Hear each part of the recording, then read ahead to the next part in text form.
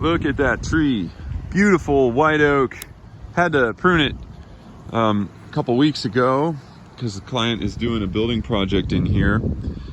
And thankfully, he cares enough about his trees that he took our advice, and he's going to allow us to do extensive tree health services focusing on the root zone. So he's going to be bringing in some grading equipment. He's going to grade a driveway through that wreckage right there. We had to remove that maple because there was no way that we were going to save that. He's going to pave like a little driveway through these two white oaks. But he wants to preserve these white oaks because they are wonderful additions to his property. Now, pruning, is not really a tree health service in most cases, but air spading is, because you're focusing on the roots.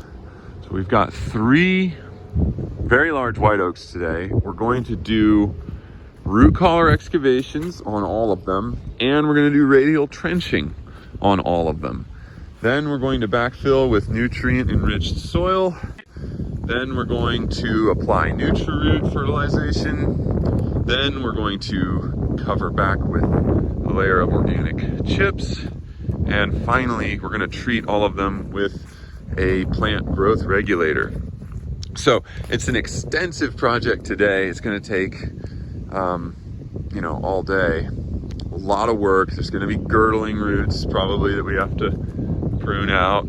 But this is the one of the best services that I like to provide for clients when it comes to tree preservation.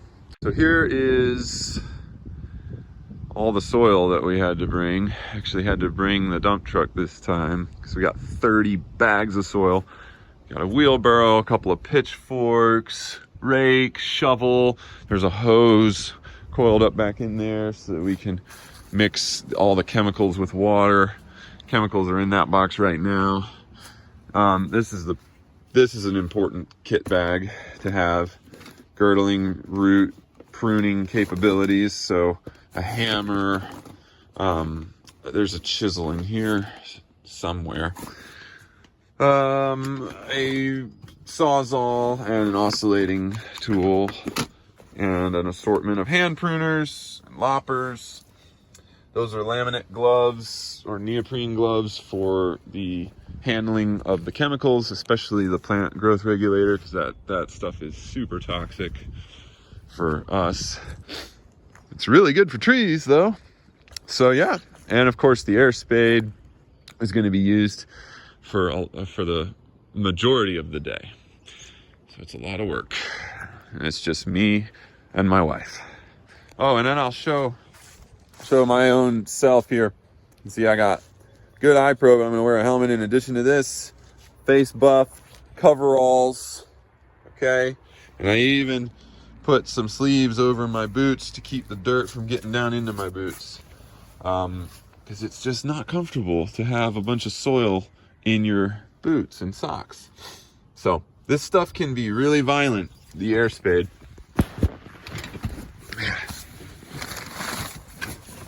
This is a wonderful tool. It's a wonderful tool, but it is, it's pretty intense, and it will shoot dirt into places that you didn't know that you had. So dress appropriately.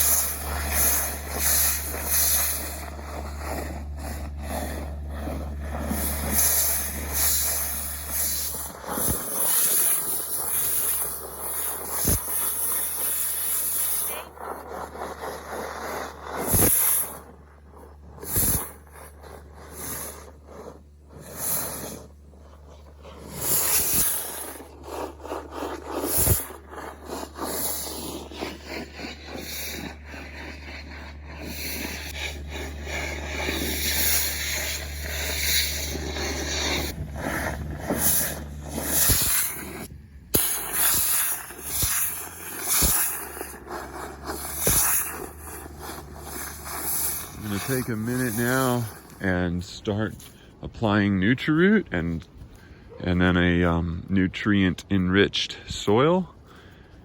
We've started the radial trenching. We're not finished with the first tree. And I mean, we're like a couple hours in and we're still only on the first tree. These big trees have a huge root zone. It's really hard. Look at that little birdie right there. Jane actually fed it a grub. It came and flew into her hand and took a grub. The birds like the airspade because we're unearthing everything. But anyways, so we will do a little bit more root collar excavation, but we're ready for Jane to start doing the NutriRoot and soil backfill.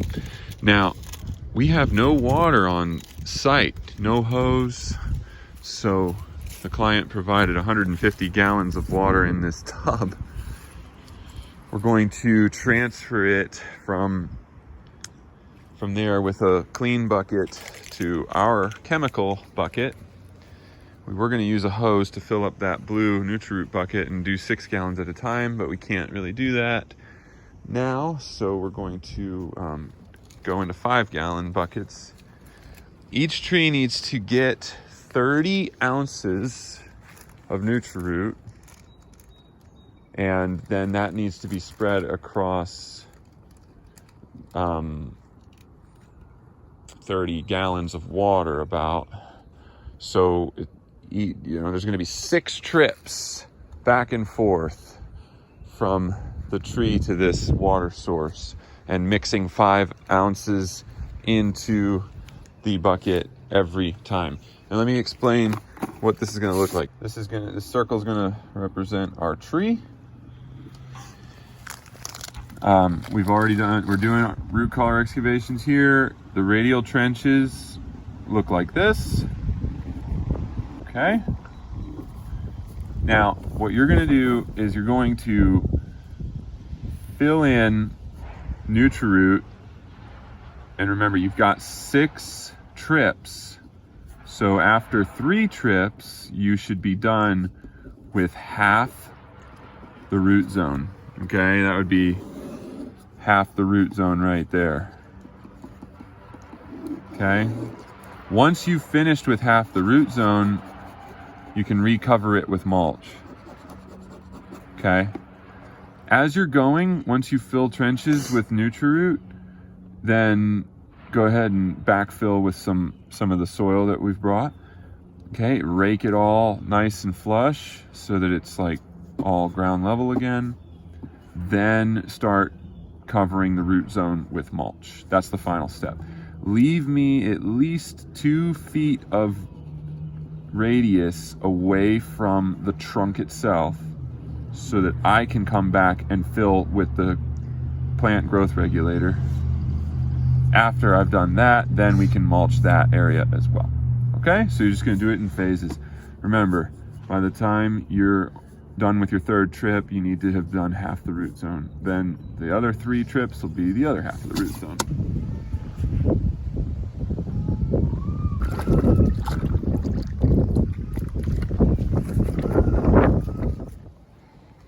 We'll start here and then you'll want to finish here. I'll probably mark this with a cone so that you know where to finish. Okay.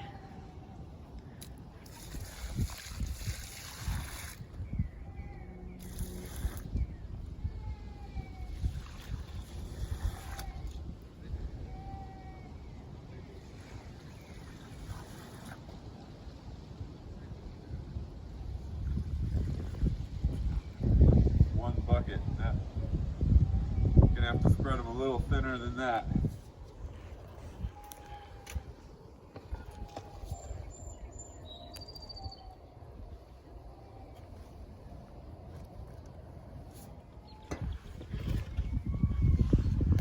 It's looking a lot better already, but gotta do a little bit more here.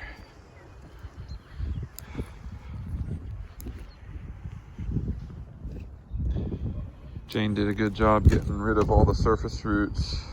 They act like a net as you try to go deeper. They retain that soil. They just dry out anyway, so we prune them all. The tree doesn't really probably like it that much, but it'll regrow. All right, here's a good example of a problem root. Okay, we call this a girdling root. Okay.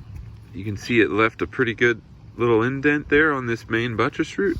So that's one of the benefits to performing root collar excavation, is we're able to uncover these and get rid of them while they're still small, ideally. But we want to give these buttress roots some room to breathe and room to grow. Okay? All in all, not terrible on this tree. So that's encouraging. Jane is infatuated with the bird. I don't see it. Right there. Oh. It landed on our pruner just a second ago. It literally flew right over your shoulder as you were. There he is. Little birdie following us around all day.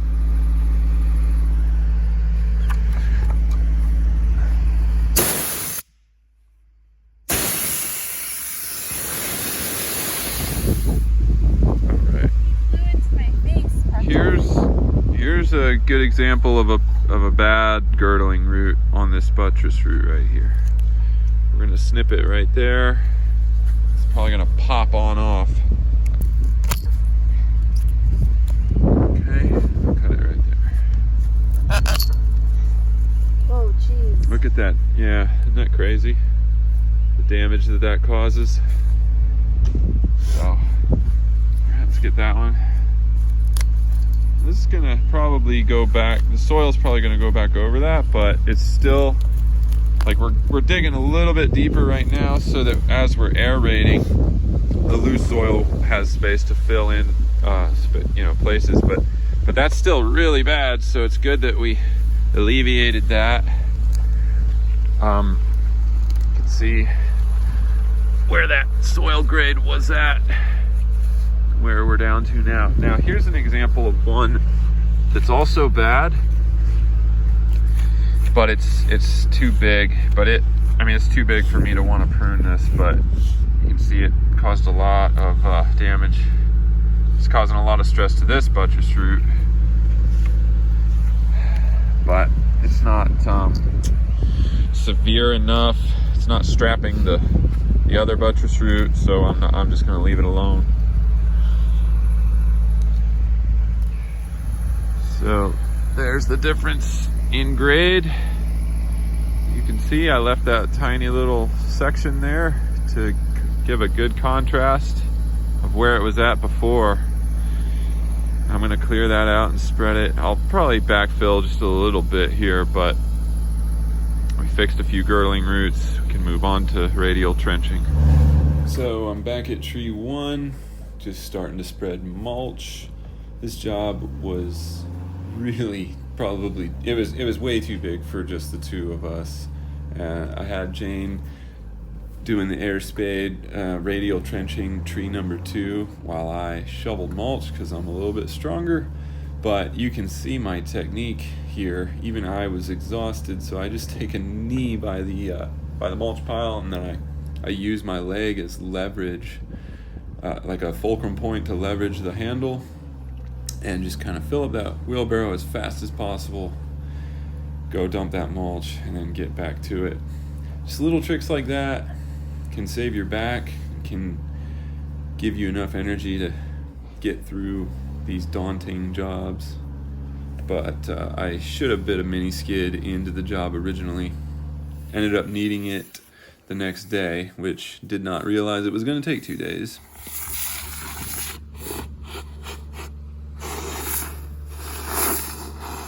So we're still on tree number 2, and I relieved Jane because I'm a better airspader. Look at my technique, because there actually is a technique to radial trenching. Every now and then I go pretty deep. That's not really the main point of radial trenching. That's more like a vertical mulching idea, but I'm kind of combining those techniques. Every now and then making a deep column to blast through layers of compacted clay. But the general motion is just sweeping back and forth, and you kind of develop a feel for it to move as much dirt as possible. Like I said, Jane wasn't quite used to it So I did take over there so that we can maximize the use of our airspade. Oh, one tree to go. All right, so we're down to the last tree. Luckily, we're only going to do a light root collar excavation and very light soil aeration. We're running out of time, but this small root collar excavation already has uncovered pretty bad girdling roots. Once again, get this out of the way.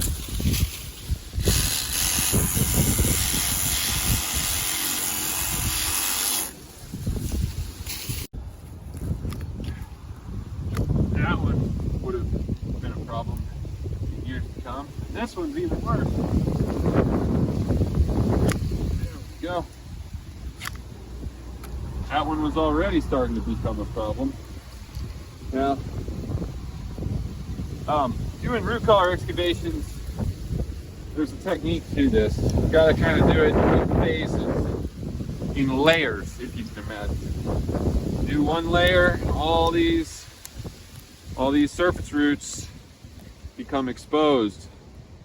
They hold the soil in like a net, so you have to clear them all with hand pruners. And you know, this and grass is a real joy to have to work with. Do some air spading for, you know, a few minutes. Get all these feeder roots uncovered and turn the air compressor off and clear them. Clear all these out. Usually, if I have another person helping me, I'll have them do one side of the tree, clearing these roots while I continue air spading the other side, and then we just kind of go in a circle with each other, or we just kind of switch back and forth. Dane is doing a whole lot of nutri-rooting right now. The other tree, tree number 2, finished tree number 1. Still haven't finished spreading the mulch around tree number 1. This job is taking all day long, and we have yet to do the PGR. So that's gonna be a little bit more time, and we got a mountain of mulch to have to move for tree number 2. After finishing the root collar excavation for tree number 3, here's a side-by-side comparison of the before and after. And here's the before and after for number 2. So you can see very clearly that root collar excavations make a big difference. It lets in a lot more airflow, corrects girdling roots, restores the tree back to proper respiration, and all of that. It's a wonderful service. But now I'm going to admit something very sad, and that is that the client had to hire us again to remove tree number 2 after all of this, great tree health services. And before you derail me in the comments, just understand I tried to advocate for this tree, and the client also loved this tree. He didn't want to see it go, but he had no choice. The building project required it. So the lesson here is, before you spend a lot of money doing tree health services, make sure your surveyor isn't going to throw a curveball at you, because this client was very gracious, and he was a wonderful man to work for. He paid me for the tree health, and then he paid me a lot to remove it afterwards. But for his sake, I wish we could have avoided this. In the event that you want to see, I did make a video of this very large stump cut, and that's on YouTube for those of you who want to get tips on cutting trees as well. But like I said, most of you people watching this are probably more interested in the preservation side of things. I was very grieved to have to take this beautiful tree down. It is what it is, and I'll get back to finishing up our tree health job here. Transporting 10 gallons of water from all the way over there through all the ruts and construction area is not easy in a wheelbarrow. Wish we had brought the skid. 10 gallons.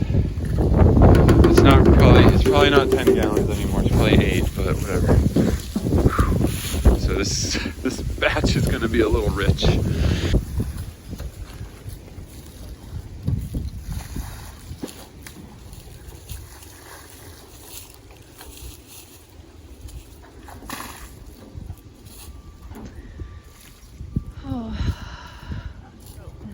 Okay, it's time for the PGR treatment. Now this stuff is super toxic.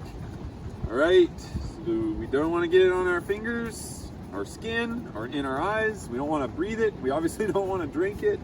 So it's also so toxic that I don't want to cross-contaminate the water supply, which is going, you know, that's going somewhere else. I don't know if that's going to get properly washed later. So this is our water. We have to mix it with water. So we're pulling water out with this beaker, and I'm going to measure the PGR with this beaker. So I'm not using the same beaker either. Okay? Shake well before use. This stuff is really toxic. I hate having to deal with it, but it is so good. It is so good for trees.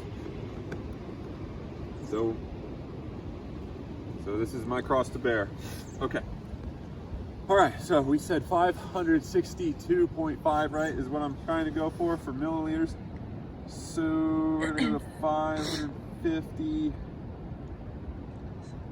Better hurry before the wind gets really bad again. Oh yeah, I know. It just stopped. Look at that, it's nice and chalky milk.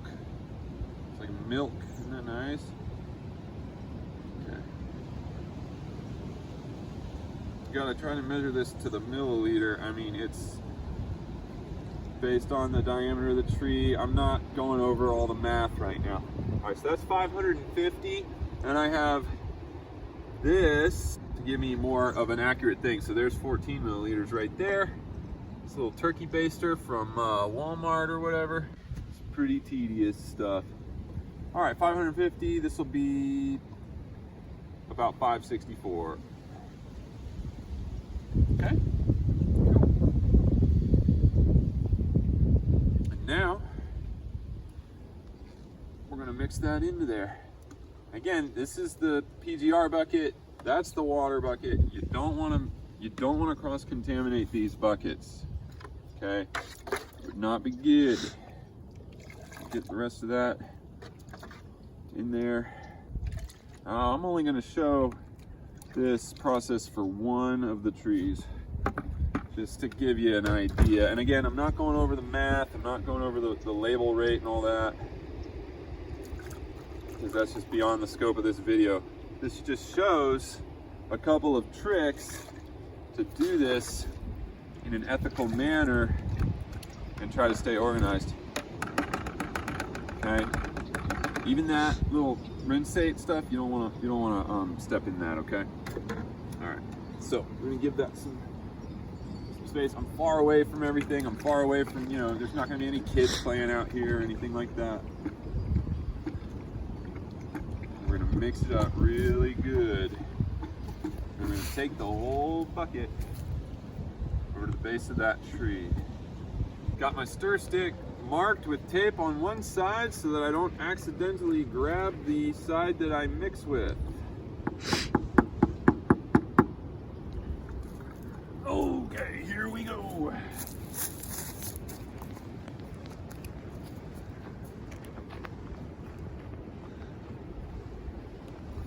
Now, the goal with this, I mean, a little goes a surprisingly long way.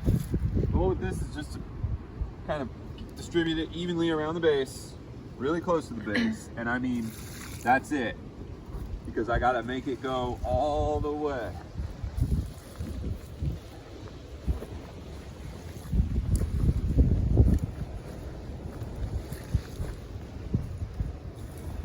Careful not to get yourself splashed. It's easy to do.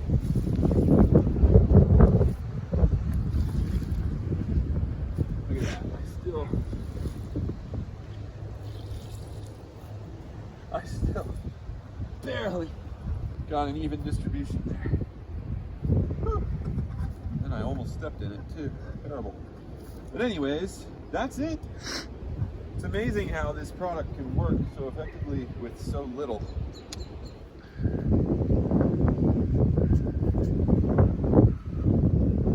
Look at that. Biggin. Let's see if a little birdie will take it. Look. Look. Yeah. Huh?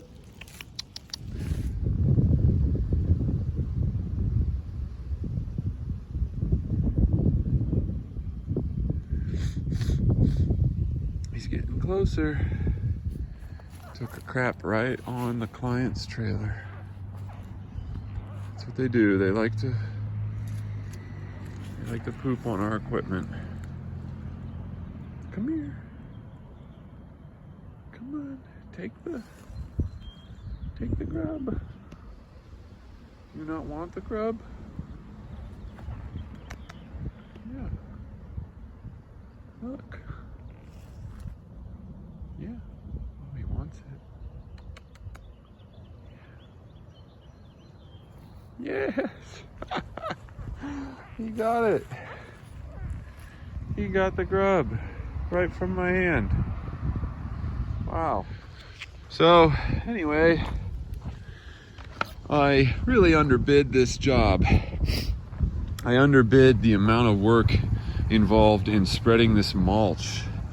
I mean, yesterday we got everything done except for spreading the mulch, but we still went over time by 3 hours.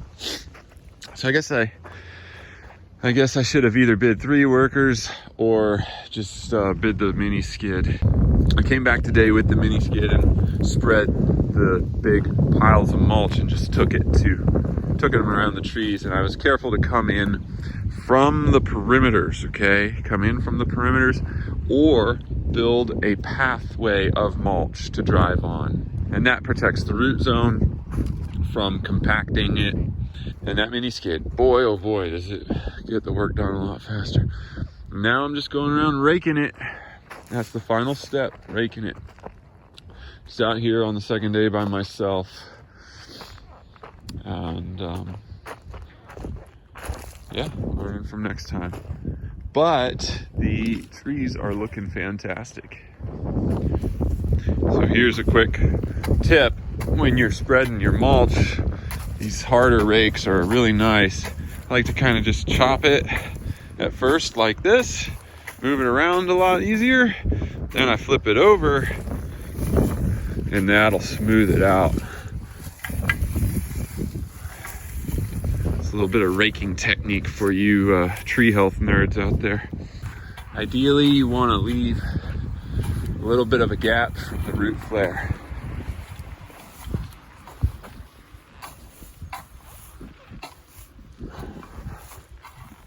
Just leave a little bit of a gap off that root flare so that it doesn't cause problems.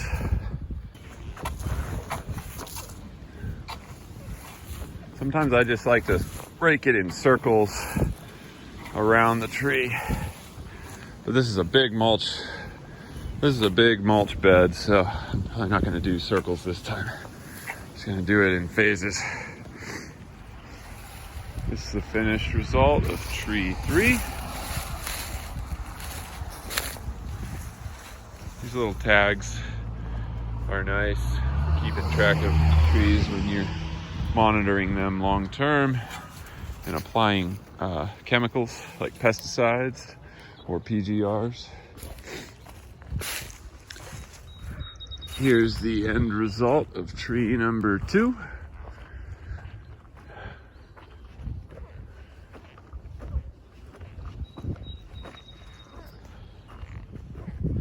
Mulch was spread nicely.